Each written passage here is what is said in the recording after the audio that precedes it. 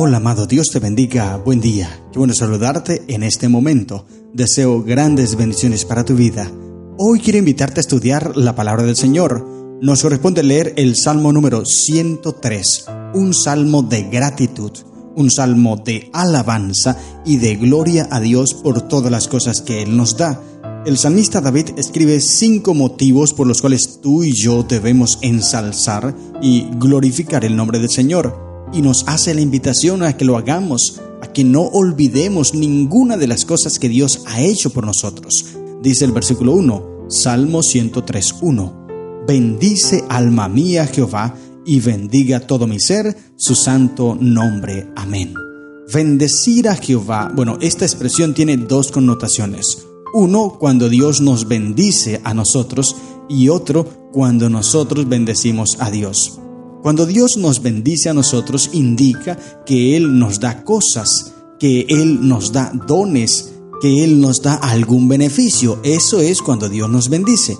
Pero ahora, cuando nosotros bendecimos a Dios, significa reconocer que Él es el que nos da todas las cosas. Significa ensalzarlo por todo lo que Él nos da.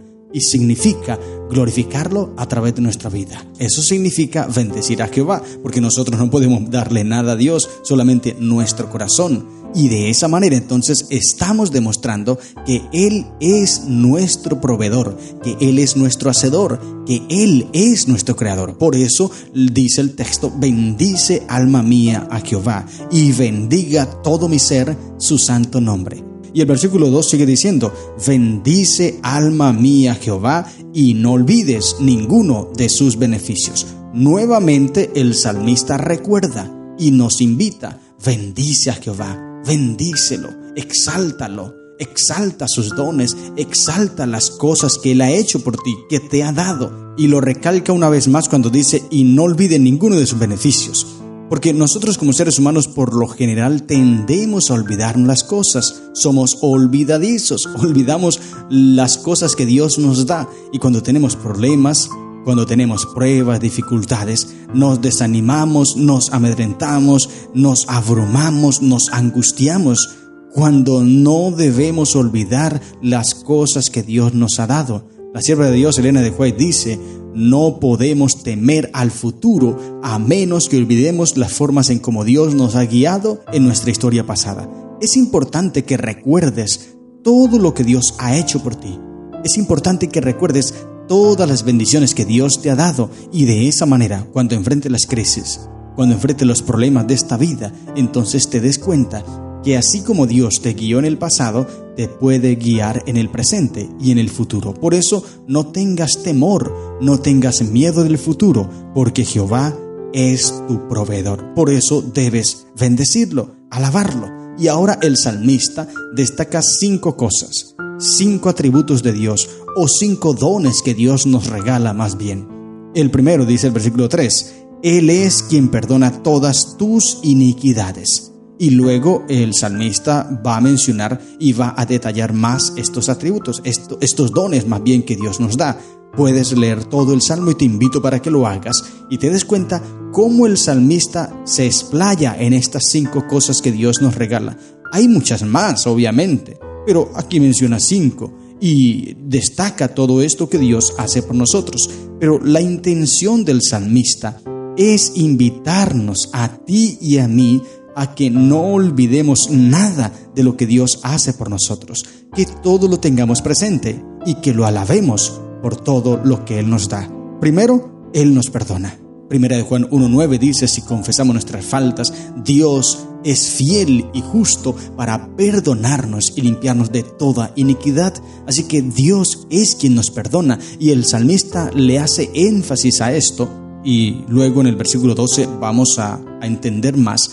Pero el salmista aquí nos dice, Dios es quien nos perdona porque hay muchas personas hoy día y siempre ha existido algunos que se toman atributos que no le corresponden. Por ejemplo, dicen que ellos pueden perdonar pecados también y esto no es posible.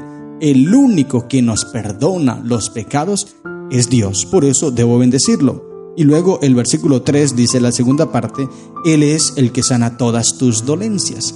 Dios no solamente nos perdona, sino que también sana nuestras dolencias. ¿Está alguno enfermo entre nosotros?, dice Santiago. Llame a los ancianos y oren por él, ungiéndolo con aceite en el nombre del Señor, y la oración de fe sanará al enfermo, y si ha cometido pecados le serán perdonados. Santiago es muy claro en esto. Dios obra en nuestra vida y Él nos sana. Por eso, si estás pasando por una enfermedad ahora, querido hermano, clama al Señor, confía en Él, porque Él te puede sanar. Pero algo muy importante que debemos tener claro es que si nosotros estamos haciendo algo que afecte nuestra salud y no queremos cambiar ese hábito, por ejemplo, la alimentación o algún otro hábito que está destruyendo nuestra salud, de nada sirve que nosotros le pidamos a Dios que nos sane si no queremos dejar esos hábitos que nos están causando las enfermedades. Dios no nos puede sanar, porque para Él poder sanarnos nosotros tenemos que cambiar nuestros hábitos de vida para que podamos estar sanos. Pero de todas maneras, Dios es el que sana, Dios es el que sana. Versículo 4 dice: Él es el que rescata del hoyo tu vida. Estábamos en el fango, en el hoyo, en el lodo cenagoso, en el abismo. No teníamos escapatoria, no había esperanza. Pero Dios envió a su Hijo y nos dio la posibilidad de levantarnos. O nos levantó más bien. En su Hijo Cristo Jesús nosotros tenemos redención por su sangre, el perdón de los pecados. Sigue diciendo: Él es el que te corona de favores y misericordias. Todos los días el Señor tiene grande misericordia por nosotros. Grande es tu misericordia. El salmista luego, como te dije, sigue explayándose más en estas cosas maravillosas que Dios hace por nosotros. Por eso es que te invito a leer el Salmo, porque este salmo es un salmo muy hermoso, uno de los salmos más hermosos, donde se expande y se exalta el salmista en alabar el nombre del Señor. Es uno de los más expresivos, es la manifestación espontánea de un corazón lleno de alabanza a Dios por su misericordia y compasión, dice el comentario bíblico adventista.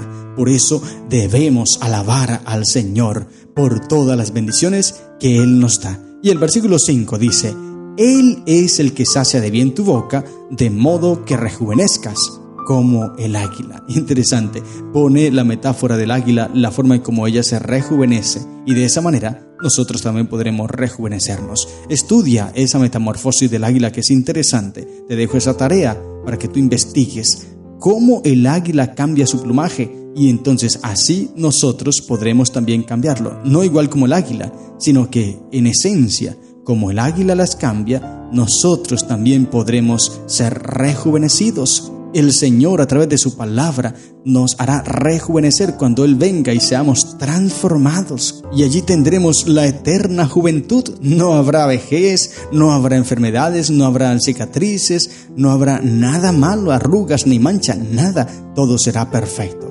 Hoy día las damas y algunos caballeros se preocupan porque les salen arrugas, les salen canas y empiezan a taparse con maquillaje, se pintan el cabello y todo porque no les gusta verse de esa manera.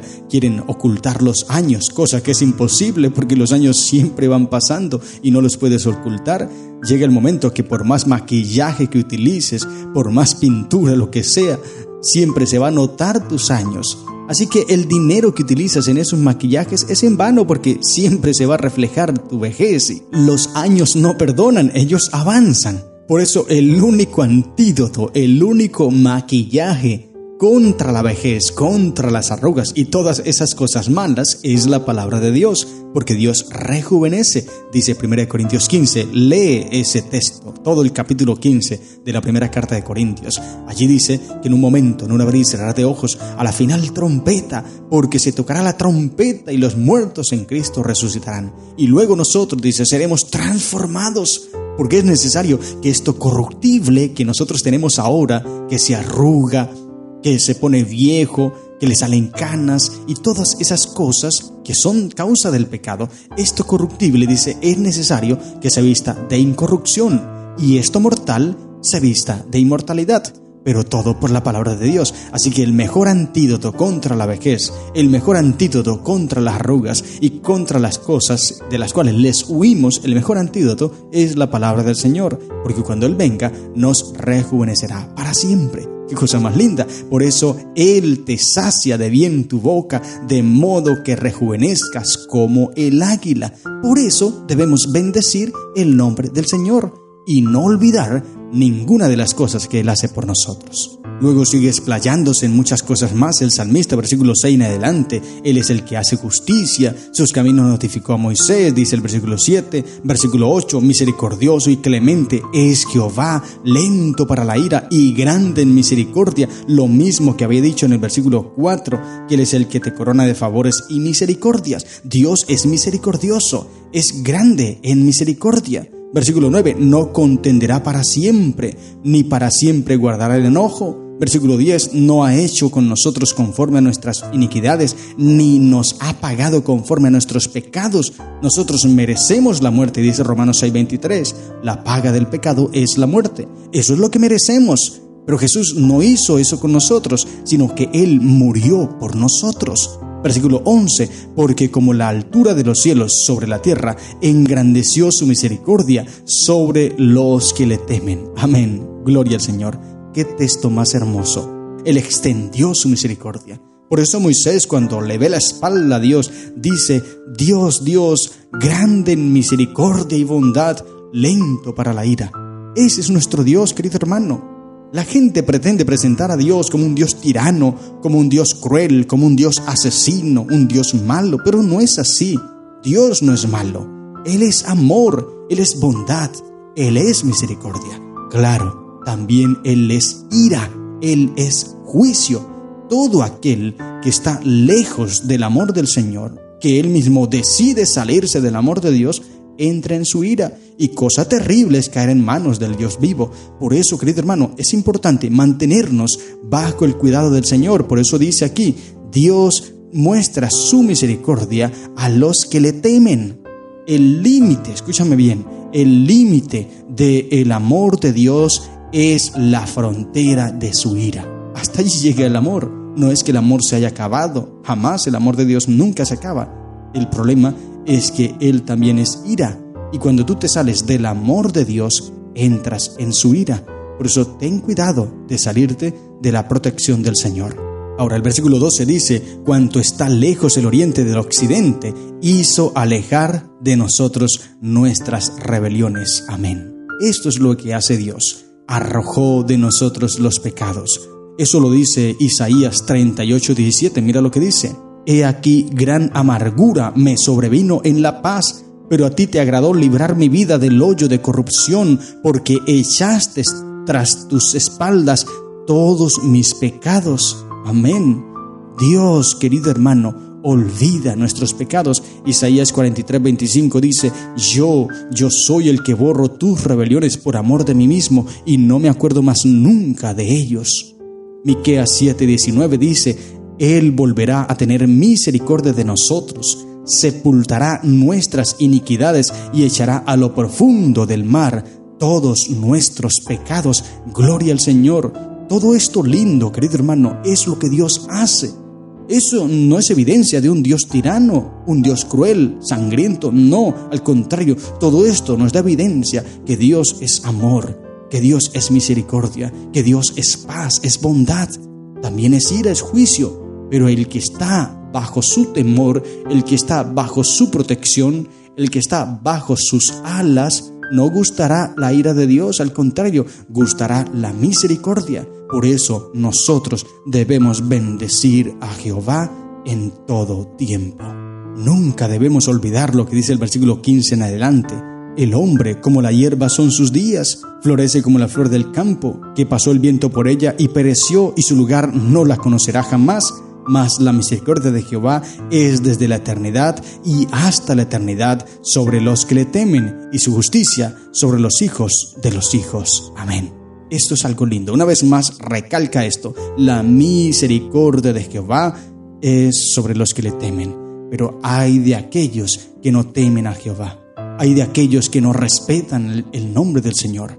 Hay de aquellos que no obedecen la voz de Cristo. Temer a Dios no significa tenerle miedo. No, eso no es temer a Dios.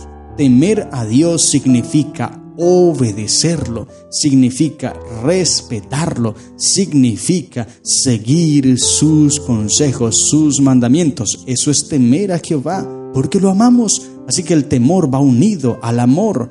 Y cuando nosotros tememos a Jehová, guardamos sus mandamientos, entonces la misericordia de Dios se extiende sobre nosotros. Y es lo que dice el versículo 18, dice, sobre los que guardan su pacto y los que se acuerdan de sus mandamientos para ponerlos por obra, sobre ellos Jehová extiende su misericordia. ¿Te das cuenta entonces? Los que temen a Jehová son los mismos que guardan su pacto y se acuerdan de sus mandamientos. Así que temer a Jehová significa obedecerlo, significa respetarlo, significa honrarlo, significa guardar sus mandamientos. Eso es temer a Jehová. Porque hay muchos que le tienen miedo a Dios, pero no guardan sus mandamientos. Tienen miedo de un rayo, de un trueno, de un terremoto, todo eso, de las cosas que Dios hace. Tienen miedo, pero no lo obedecen.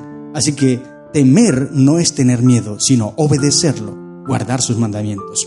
Y luego el salmista una vez más nos invita a alabar al Señor. Termina su salmo en el versículo 22 diciendo, bendecid a Jehová, vosotras todas sus obras, en todos los lugares de su señorío. Bendice, alma mía, a Jehová, gloria a Dios. Por eso hoy, con tu vida, querido hermano, agradece a Dios, canta a Él, adóralo, exalta su majestad y dale la gloria, honra y poder por todo lo que Él te regala. Estas son las lecciones que encontramos en el Salmo número 103. Que el Señor te bendiga. ¡Feliz día!